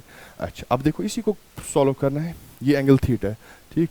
अच्छा अब मैं इसको कहाँ पे करूँ? यहाँ पे, ठीक हो। v आएगा आपका अंडर रूट ऑफ, चलो यहाँ पे लिखते, यहाँ से लिखता हूँ, v आएगा आपका, शाबाश, ये आएगा under root of 2 g sine theta divided by 1 plus 1/2 that is 3/2, तो 2 जाएगा कहाँ? ऊपर, ठीक, 2 जाएगा ऊपर इंटू l, तो ये आपका आएगा 2 into 2 that is 4/3 g sine theta, मुझे बोलो इस ट्रायंगल में perpendicular that is l by hypotenuse, तो h by l into l, l gets cancelled, it is 4/3 gh. This is the velocity of the cylinder at the bottom. Option C is the correct, under root of 4/3 gh. Next question. अच्छा, a solid sphere, disc and solid cylinder all of same mass and radius are allowed to roll down on the inclined plane. Then आपको बताना, बताओ solid sphere reaches the bottom first, solid sphere reaches the bottom first, lost, अच्छा, disc will reach the bottom first, all reach the bottom at the same time। आपको पता है देखो acceleration जो होती है, एक्सेलरेशन होती है जब बॉडी रोल करेगी g sine theta 1 plus i by mr square, तो जिसका मोमेंट ऑफ इनर्शिया कम होगा, जिसका मोमेंट ऑफ इनर्शिया कम होगा उसकी एक्सेलरेशन क्या होगी? उसकी एक्सेलरेशन ज्यादा होगी, और जिसकी एक्सेलरेशन ज्यादा होगी वो बॉटम पे जल्दी जल्दी पहुंचेगा, because t is inversely proportional to a। तो आपको पता है सबसे कम मोमेंट ऑफ इनर्शिया किसका होता है? सॉलिड स्फीयर का। सॉलिड स्फीयर का मोमेंट ऑफ इनर्शिया कम, इसकी एक्सेलरेशन ज्यादा, तो टाइम इसको कम लगेगा। So the solid sphere reach the bottom first, याद रखना ये बात। और मोमेंट ऑफ इनर्शिया के लिए जो ये आई रिंग का ज्यादा होता है, हॉलो स्फीयर से, ठीक, हॉलो स्फीयर, और हॉलो स्फीयर का ज्यादा होता है डिस्क, और डिस्क का ज्यादा होता है सॉलिड स्फीयर से, याद रखना। तो सॉलिड स्फीयर का सबसे कम और सबसे ज्यादा किसका होता है? रिंग का। इसका कम ये ज्यादा, तो ये ज्यादा तो टाइम कम लगेगा, because t is equal to under root of 2s by 8। Next question. अच्छा, consider a contact point P of a wheel on ground which rolls on ground without slipping. The value of the displacement of the point P when the wheel completes half of the rotation is. जरा देखो question कैसा है। Question कुछ इस तरह है, ये wheel होता है, व्हील ऐसे है, ये व्हील, ठीक। अच्छा, इसका पॉइंट ऑफ कांटेक्ट मान लो आप ये, ठीक, ये पहले यहां पे होता है। अब बोल रहा है कि ये व्हील जो है इसका पॉइंट ऑफ कांटेक्ट यहाँ पे, अब ये हाफ रेवोल्यूशन कंप्लीट करता है। जब ये हाफ रेवोल्यूशन कंप्लीट करेगा तो जो ये पॉइंट ऑफ कांटेक्ट है ये अभी कहाँ पे पहुंचेगा? ये अभी टॉप पे पहुंचेगा, तो यहाँ पे पहुंचा, ये टॉप पे पहुंचा। अब आपको क्या बोल रहा है? You have to find the displacement of the point of contact. तो जरा देखो इनिशियली, अब अगर मैं आपको बोलूं जब इसने हाफ रेवोल्यूशन किया तो पॉइंट ऑफ कांटेक्ट टॉप पे पहुंचा, तो अगर मैं आपको बोलूं बताओ ये वाली डिस्टेंस कितनी होगी, तो ये होगा आपका पाई आर होगा। But what you have to find, you have to find the displacement of the point of contact. तो डिस्प्लेसमेंट तो ये आएगा, देखो ये आएगा डिस्प्लेसमेंट, और ये यहाँ से लेके यहाँ तक 2r है। तो अगर मैं आपको बोलूँ बताओ ये डिस्प्लेसमेंट क्या है, पी पी डैश, तो पी पी डैश जो आएगा वो आएगा आपका under root of Pythagoras theorem, वो आएगा पाई आर का होल स्क्वायर प्लस 2r का होल स्क्वायर। तो जरा पेन में चेंज करता हूं यहां पे, तो ये आएगा आपका under root of pi square r square plus 4r square. अब रेडियस आपकी गिवन है, शायद पता नहीं रेडियस कितनी है, जरा क्वेश्चन में देखता हूं मैं। रेडियस जो है on ground rules without slipping, then the value of displacement wheel complete of wheel 1 metre. Radius जो है व्हील की वो है 1 मीटर। अब जरा देखो, जब रेडियस व्हील की 1 मीटर होगी तो जो डिस्प्लेसमेंट आएगा पॉइंट ऑफ कांटेक्ट का वो आएगा pi square plus 4 plus pi square, 4 plus pi square. Option B is the correct, option B is the correct. Now the next question. अच्छा, 2 blocks of mass 1 kg and 3 kg have position vectors this and this। देखो अब जरा देखना अच्छे से, दो particles है, ठीक, ये देखो ये वाला यूज करेंगे। दो ब्लॉक्स है, ब्लॉक एक का मास है 1 kg, दूसरे ब्लॉक का मास जो है वो है 3 kg, ठीक। एक ब्लॉक का मास है 1 kg, दूसरे ब्लॉक का मास 3 kg है। पोजीशन वेक्टर्स ये पोजीशन वेक्टर्स इनके ये हैं, 1 kg का पोजीशन वेक्टर ये है, 3 kg का पोजीशन वेक्टर ये है। What you have to find, you have to find the centre of mass of the system. You know जो सेंटर ऑफ मास के लिए फॉर्मूला होती है RCOM, वो होता है बराबर M1 R1 plus M2 R2 divided by M1 plus M2। अब जरा देखो, M1 इसका मास 1 है, R1 इसका पोजीशन वेक्टर ये है, तो मैं सीधे लिखूं I plus 2j cap plus k cap, ठीक, प्लस M2 है 3 और R2 कितना है, R2 है 3i cap minus 2j cap plus k cap, ठीक, ये divided by M1 plus M2 314, ठीक। अब देखो बस इसको सॉल्व करना है तो आपको पोजीशन मिलेगी सेंटर ऑफ मास की, तो ये आएगा 3 3s are 9i cap plus 1 तो आएगा 10i कैप, सीधे 2j cap plus minus 3 2s are 6 तो minus 6j cap plus 2j cap तो आएगा माइनस 4j कैप। अच्छा, plus k cap plus 3k cap तो plus 4k cap divided by 4, तो ये आएगा 10 divided by 4 that is 2.5 i cap minus j cap plus k cap. So the option, इसमें 2.5 i cap minus j cap minus k cap, हाँ इसको यहाँ पे error plus k cap है, ये plus k cap. So the option third is the correct, लेकिन ये इसको करेक्ट, ये प्लस k कैप यहाँ पे। Now the next question. अच्छा, the mass per unit length of a non uniform rod of length is given by this, ठीक। अच्छा, ये है mass per unit length lambda x square. याद रखना अभी मास पर यूनिट लेंथ जो है वो कांस्टेंट नहीं है, वो वेरी कर रहा है विद एक्स से, ठीक, where lambda is a constant and X the distance from one end of the rod. What you have to find the distance of the centre of mass from the one end. ये rod मान लो आप, ठीक। अब मास per unit length जो है वो very कर रही है एक्स के साथ, तो मैं क्या करूं, मुझे इसी रॉड का सेंटर ऑफ मास निकालना। मैं क्या करूं, मैं एक्स पे जाके एक छोटा सा एलिमेंट ले लूं जिसकी जो मैं लेंथ लूं मैं इसका dx और मास जो लूं मैं इसका dm, ठीक।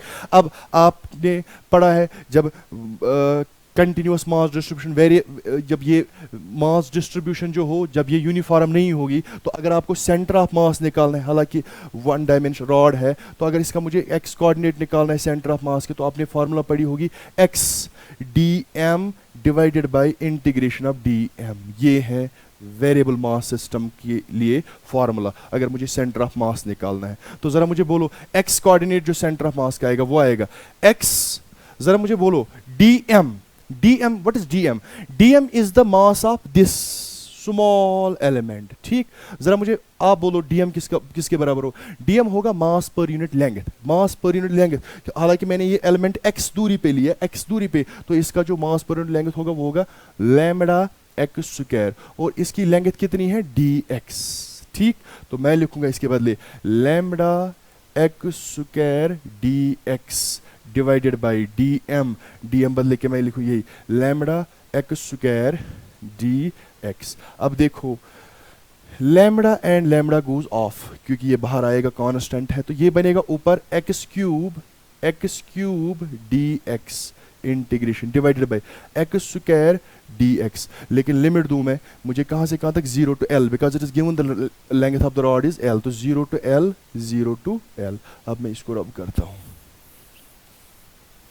अब देखो, अब इसको सॉल्व करना है, तो ये आएगा x रेज्ड पावर 4/4, ठीक, लिमिट लगेगा 0 to L, ये बनेगा x क्यूब बाई 3, लिमिट लगेगा 0 to L, तो ये बनेगा आपका L4/4 divided by L cube by 3। जब आप इसमें सब्स्टिट्यूट करोगे तो L4/4 इंटू 3/L क्यूब, ये आएगा 3/4L। This is the point where center of mass lies, 3/4L. So the option C is the correct.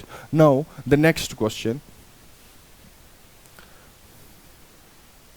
अच्छा, a solid sphere of mass m, एक solid sphere है, इस solid sphere का mass m है and radius r है, radius है solid sphere का r, and having moment of inertia about an axis passing through the center of mass is I, ठीक। इसका सॉलिड स्फीयर का जो moment of inertia about an axis passing through centre of मास, आपको पता है जो कोई भी एक्सिस स्फीयर के सेंटर से पास करेगा वो इसका हमेशा डायमीटर बनेगा, और मोमेंट ऑफ इनर्शिया होता है सॉलिड स्फीयर का 2/5 mr², ठीक।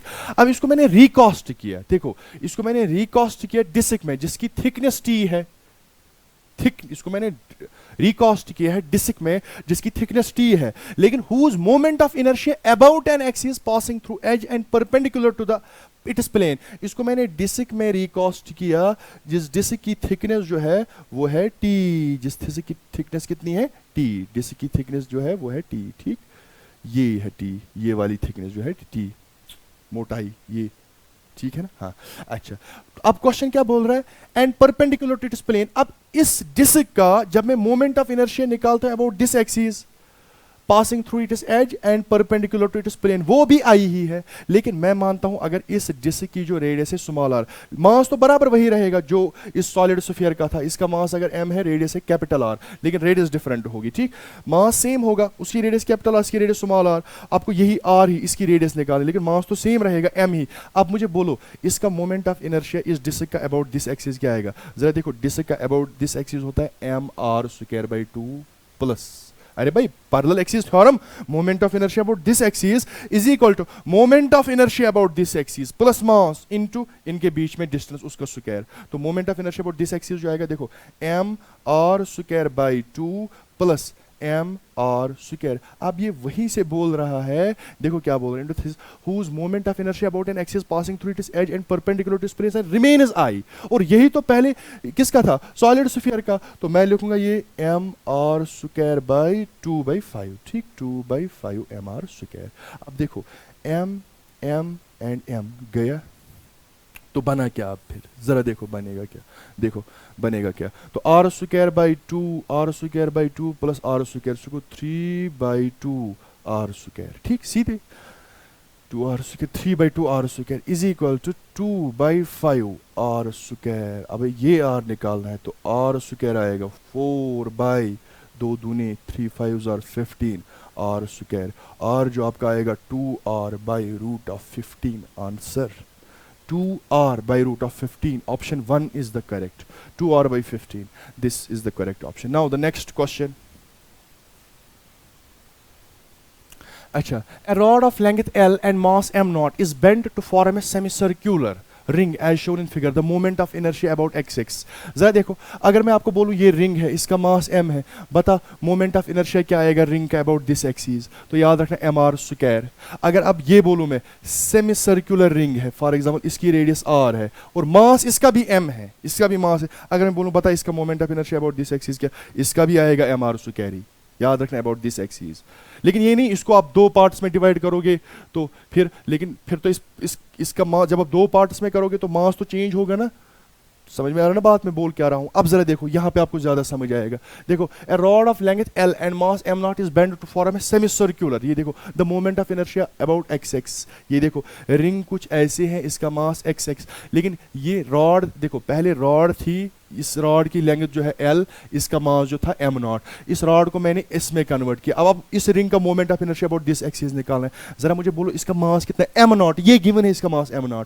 तो मुझे बोलो मोमेंट ऑफ इनर्शिया रिंग का क्या होता है अबाउट डायमीटर, देखो वो होता है I plus this I plus I is equal to this, तो इसका मतलब हुआ I plus I, 2I is equal to mr²/2 होता है।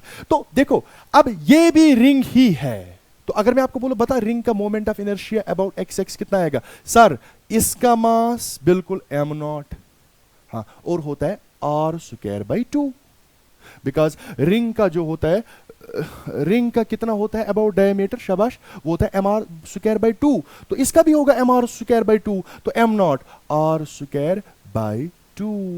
सर ये r हमें गिवन ही नहीं, ऑप्शन में है ही नहीं, तो कुछ नहीं करना है, l को आपने लिखना है बराबर, l को आपने बेंड करके ये बनाया, तो क्या मैं लिख सकता हूं l is equal to pi r, because आधा ही बनाया, आधा सर्कल, तो आएगा l/पाई। तो जो आंसर आएगा वो आएगा m0 r² l²/2 pi, answer m0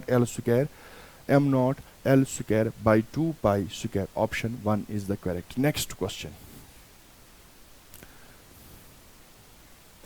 अच्छा, a thin wire of length L, एक थिन वायर है, लेंथ है इसकी L, and uniform linear mass density rho है, is bent into a circular loop, इसको मैंने सर्कुलर लूप में बेंड किया उस वायर को, ठीक, ये वायर है, ठीक, एक वायर, ठीक, ये वायर है, इसकी डेंसिटी, अच्छा इसकी लेंथ जो है L और लीनियर मास डेंसिटी इसकी रो है, इसको मैंने बेंड किया in the form of circular loop. What you have to find the moment of inertia about this axis. अरे भाई आसान है, देखो moment of inertia of ring, आपको पता है रिंग है ये, तो मैं अगर मुझे moment of inertia about x dash निकालना है, वही तो मुझे निकालना है, वो होगा moment of inertia about this axis, diameter plus mass of the ring, ये वाला मास, और इन दो एक्सिस के बीच में डिस्टेंस दिस r², तो वो मैं लिखूंगा। बता रिंग का अबाउट डायमीटर क्या होता है, अभी मैंने आपको बोला mr²/2 प्लस मास और इनके बीच में डिस्टेंस r², तो वो आएगा 3/2 mr²। सर 3/2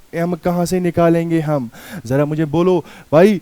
इसका मास, इस सर्कुलर लूप का मास वही होगा जो इस रॉड का होगा, रॉड से ही तो बना ये, तो अगर मैं बोलूंगा बता इसका मास कितना होगा, देख पर यूनिट लेंथ में ये गिवन है कि रोह मास है और लेंथ है L, तो अगर मैं बोलूंगा मास बता कितना आएगा, तो रोह L, यही तो इसका भी मास होगा, तो m के बदले मैं लिखूंगा रोह L।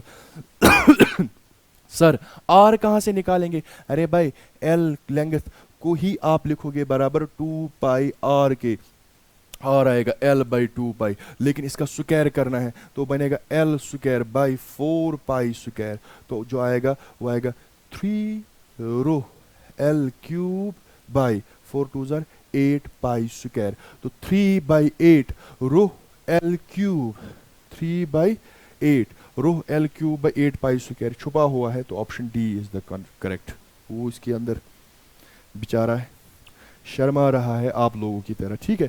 Throw 3 rho l³ divided by 8 pi, so the option D is the correct. Now the next question. अच्छा, 3 identical rods each of length L are joined to form a rigid equilateral triangle. Its radius of gyration about an axis passing through a corner and perpendicular to the plane of triangle। देखो ये triangle है, ठीक, equilateral triangle, हर कोई side जो है इसका L, 3 identical rods, और ये जो इक्विलेटरल ट्रायंगल बनाया है आपने, ये बनाया आपने 3 आइडेंटिकल रॉड्स, हर किसी रॉड की लेंथ जो है वो है L, joint to form it is radius of gyration about an axis passing through a corner and perpendicular to the plane of the triangle. तो आपको निकालना है इस सिस्टम, अगर हर किसी का मास, हर किसी रॉड का mass m, length L m L, ठीक, आपको निकालना है इस सिस्टम का radius of gyration about this axis, ये निकालना है आपको। You have to find the radius of gyration of this system about this axis. पहले क्या करेंगे, जिस एक्सिस अबाउट आपको रेडियस ऑफ गायरेशन निकालना होता है, पहले आप उस axis about moment of inertia निकालो। तो जरा देखो, बता moment of inertia about this axis क्या आएगा, देखो moment of inertia about this axis क्या आएगा, अबाउट दिस एक्सिस इसका, इस वाले रॉड का आएगा ml²/3 सर, बिकॉज ये एक परपेंडिकुलर है और पास हो रही है एक एंड से, इसका भी आएगा ml स्क्वायर बाई 3, तो 2 टाइम्स इसको मल्टीप्लाई करो, प्लस अब इसका क्या आएगा, इस वाली रॉड का। तो देखो जरा आप क्या करेंगे, moment of inertia about this axis, वो होगा ना अब parallel axis theorem, moment of inertia about this axis of this rod is equal to moment of inertia about this axis, ये वाली एक्सिस जो सेंटर से पास करेगी, that is ml square by 12 plus mass of this rod that is m। Sir ये वाली distance मुझे निकाल के दो, ये वाली डिस्टेंस मुझे निकाल के दो। ये तो वही होगी जो ये वाली डिस्टेंस होगी, और अगर आपको याद हो ये डिस्टेंस कितनी होगी, लेट दिस बी s, तो होगा ये वाली डिस्टेंस और ये वाली डिस्टेंस तो बराबर होगी ना, हाँ, तो ये कितना होगा, l square is equal to l square by 4 plus s square. अच्छा ये को l square minus l square by 4, so 4l square minus l square 3l square by 4 is equal to s square, तो s आएगा बराबर √3l by 2, तो इसका square तो आएगा 3l स्क्वायर बाई 4। बस इसको सॉल्व करो, पहले इसको मैं रब करता हूं, अब जरा देखो इधर, तो ये बनेगा 2/3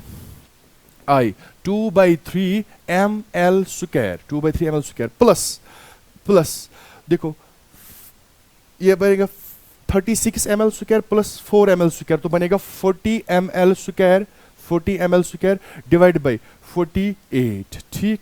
हाँ अब देखो ये बनेगा 8 5 8 6, तो ये आपका आई जो आएगा आपका 2/3 ml square plus 5/6 ml square, तो ये आपका आएगा 12 प्लस 15, तो आएगा 27 ml स्क्वायर डिवाइडेड बाई 18, तो ये आएगा 39392, तो 3/2 ml square.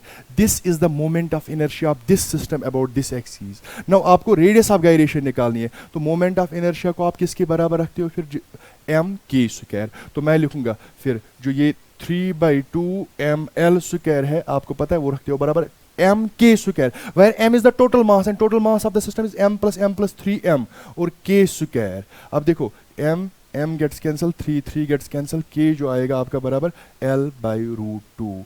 This is the radius of gyration the system, l/√2 about this axis. Next question,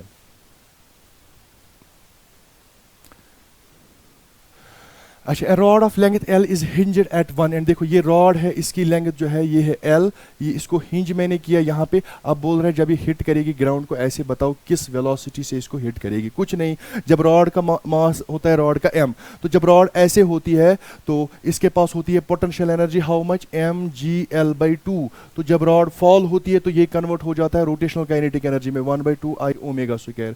तो इसको मैं ऐसे लिख सकता हूँ mgl/2 is equal to 1/2, since rod is rotating about this axis, अगर मैं आपको बोलूंगा what is the moment of inertia of the rod about this axis, that is ml square by 3, तो ml square by 3 omega square. आपको क्या निकालना है, angular velocity की लीनियर वेलोसिटी। तो देख इसको क्या करते हैं, 2 और 2 गेट्स कैंसिल, m और m गेट्स कैंसिल, l और l गेट्स कैंसिल, तो आएगा बराबर g is equal to l/3 omega. चलो मुझे l कैंसिल नहीं करना था, इसका मैं रीजन बोलता हूँ, सुनो क्यों।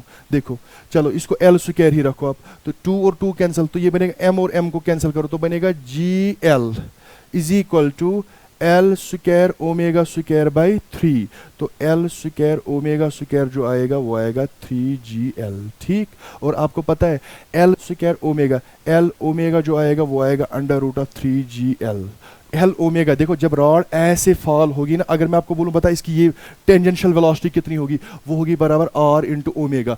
r कितनी आएगी इसकी l, r तो इसकी l आएगी, और एंगुलर वेलोसिटी कितनी ओमेगा, तो l ओमेगा को ही हम ले गए, तो वो आएगा बराबर √3gl। तो जो किस वेलोसिटी से इसको हिट करेगा, √3gl से, ठीक। नाउ द लॉ, शायद लास्ट 2 क्वेश्चन होंगे इस क्वेश्चन के। नेक्स्ट क्वेश्चन, अब जरा देखो वही क्वेश्चन है, ऐसा ही क्वेश्चन है। Uniform rod of length L is placed with one and contact with the horizontal and is an angle of alpha two the horizontal, ठीक। अभी पहले रॉड ऐसे थी वर्टिकल, अब ये एंगल अल्फा बनाती है हॉरिजॉन्टल के साथ, तो अब क्या बोल रहे हैं, when it becomes horizontal it is angular velocity will be. अभी हमें एंगुलर वेलोसिटी निकालनी। देखो क्वेश्चन कैसा, ये क्वेश्चन ऐसा है, ये रॉड ऐसी है, ये एंगल अल्फा है, ये इसका मास जो है m, और ये जो है ये l/2 पे इसका जो ये सेंटर ऑफ मास है जहां पे mg लगेगा, ठीक।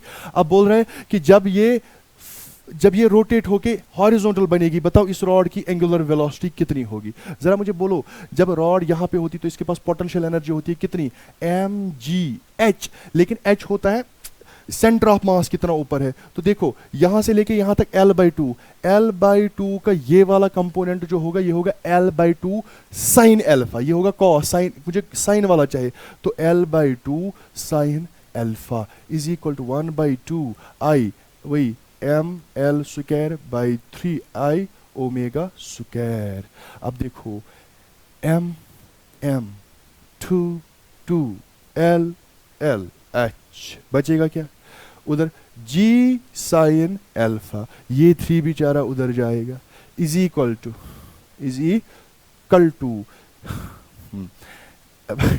l और यहाँ पे एक l बचेगा, ओमेगा स्क्वायर। आपको ये ओमेगा ही निकालना है, तो ओमेगा आएगा under root of 3g sine alpha divided by l, 3g sine alpha divided by L. So the option 3g sin alpha divided by L, option 1 is the correct. Now the next question. अच्छा, a particle performs uniform circular motion with an angular momentum L. ठीक, if the frequency of a particle's motion is doubled and its kinetic energy is halved, the angular momentum becomes, देखो आपको पता है kinetic energy जो होती है 1/2 I omega square, तो यहाँ से आप इसको लिख सकते हो 2k by I या 2k by omega square, 2k by omega square is equal to I। ठीक, तो मैं और चलो ठीक है, तो this is the moment of inertia in terms of kinetic energy and angular velocity. तो लेकिन अगर मुझे एंगुलर मोमेंटम लिखना होगा, that is angular momentum, you know that is equal to I into omega, तो बनेगा 2k बाई ओमेगा, तो बनेगा 2k बाई ओमेगा को मैं लिखूं इन टर्म्स ऑफ फ्रीक्वेंसी तो 2πf, तो ये कैंसिल होगा, तो l जो आएगा बराबर k बाई पाई एफ। ठीक, अब ये है, अब क्या बोल रहे हैं, देखो पहले एंगुलर मोमेंटम ये था, जो अब उसकी काइनेटिक एनर्जी k थी, फ्रीक्वेंसी ये थी। अब देखो क्या बोल रहे हैं, if the frequency of a particle's motion is doubled, अब आपने फ्रीक्वेंसी को डबल किया, let the new angular momentum be l dash, तो फ्रीक्वेंसी को आपने डबल किया तो ये बनेगा पाई 2f। ठीक, फ्रीक्वेंसी को आपने डबल किया, and its kinetic energy is halved, kinetic energy पहले k था, अब बनेगा k बाई 2, तो अब क्या बनेगा, ये बनेगा k बाई 4 पाई f। तो जरा देखो k बाई पाई एफ जो था वो इनिशियल एंगुलर मोमेंटम था, तो ये बनेगा l बाई 4 नया angular momentum. So the option D is the correct. Next question. अच्छा, a solid cylinder is rolling down an inclined plane of angle theta. The minimum value of coefficient of friction between the plane and the cylinder to allow pure rolling. आपको बताना, बताओ minimum coefficient of friction कितना होना चाहिए between the cylinder and the surface of the inclined plane ताकि pure rolling start हो। इसके लिए कंडीशन ये है कि म्यू जो है, म्यू इज ग्रेटर देन और इक्वल टू होना चाहिए tan theta into 1 minus beta, ये इसके लिए कंडीशन है, या शॉर्टकट आप बोलो तो आपको मिनिमम निकालना है, तो मैं कम से कम म्यू जो है ये बराबर होना चाहिए किसके, tan theta into 1 minus beta. और आपको मैंने बीटा बोला, बीटा कैसे निकालते हो, 1 divide by 1 plus k square by r square. अच्छा, अब सॉलिड सिलेंडर रोल कर रहा है, तो अगर सॉलिड सिलेंडर रोल कर रहा है तो उसका मोमेंट ऑफ इनर्शिया जो होता है 1/2 mr स्क्वायर, इसको आप रखेंगे बराबर mk स्क्वायर, तो ये कैंसिल, तो k स्क्वायर जो आपको मिलेगा बराबर r स्क्वायर बाई 2, तो जो बीटा आएगा इस केस में 1 divide by 1 plus k square किसी r स्क्वायर बाई 2, तो वो आएगा 1/2, तो वो आएगा 1 प्लस 1/2 3/2, 1 डिवाइड बाई 3/2, 2 जाएगा ऊपर 2/3, तो ये आएगा आपका tan थीटा इंटू 1 माइनस 2/3, तो 3 माइनस 2 दैट इज 1, तो ये आएगा 1/3 tan थीटा। कम से कम म्यू कितना होना चाहिए ताकि ये प्योर रोलिंग हो, 1/3 tan theta. Next question. A solid cylinder of mass 50 kg and radius 0.5 meter is free to rotate about the horizontal axis. A massless string wound round the cylinder with one end attached to it and other hanging freely. Tension in the string required to produce an angular acceleration of 2 revolutions per second square. अब जरा देखो ये question कुछ इस तरह से है, ऐसे मैं आपको समझाऊं। जरा देखो, ये है आप मानो सॉलिड सिलेंडर, ठीक, सॉलिड सिलेंडर, इसको आपने स्ट्रिंग ऐसे इसके ऊपर वाउंड की, ठीक, तो फिर उस स्ट्रिंग का इस एक एंड जो है स्ट्रिंग का वो फ्री है जो इसके साथ अटैच, और एक एंड फिक्स्ड है। अब अगर मैं स्ट्रिंग को, अब अगर मैं इस सिलेंडर को छोड़ूं तो कैसे जाएगा, ये कुछ ऐसे, जब मैं सिलेंडर को छोड़ दूं ये कुछ ऐसे रोल होगा, ऐसे ऐसे ऐसे ऐसे ऐसे ऐसे ऐसे ऐसे करके नीचे आएगा, ठीक है।